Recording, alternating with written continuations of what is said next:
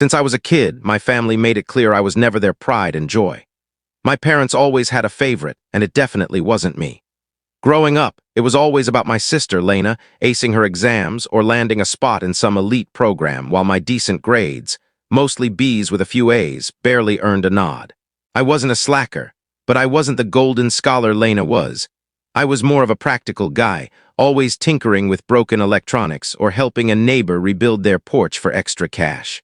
My dad, though, was obsessed with prestige and how things looked.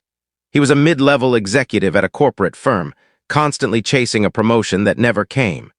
His office was plastered with inspirational posters about ambition and success, which felt like a cruel joke given his stagnant career. Mom, a high school English teacher, loved boasting about her brilliant daughter to anyone who'd listen. Meanwhile, my win at a local carpentry contest got me a half-hearted "that's nice" before they pivoted back to Lena's latest academic triumph. I still remember the sting of that dismissal. When it was time for college, Lena got into a prestigious private school with a partial scholarship. My parents went all out, taking loans, dipping into savings, even remortgaging the house to make it happen. 2 years later, when it was my turn, they told me community college was plenty good and that I'd need to cover it myself. Message received. The day Lena officially became Dr. Lena, strutting in with her medical degree and a job offer from a top hospital, I became invisible, except when they needed someone to tear down. At one family dinner, my dad looked me dead in the eye and said, "She's saving lives, Ethan, while you're bagging groceries at Walmart.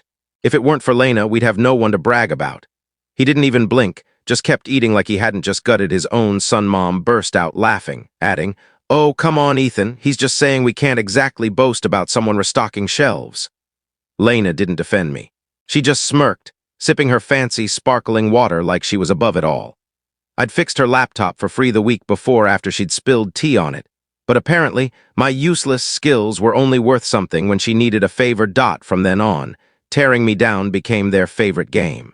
Every holiday, every random dinner, they'd take shots.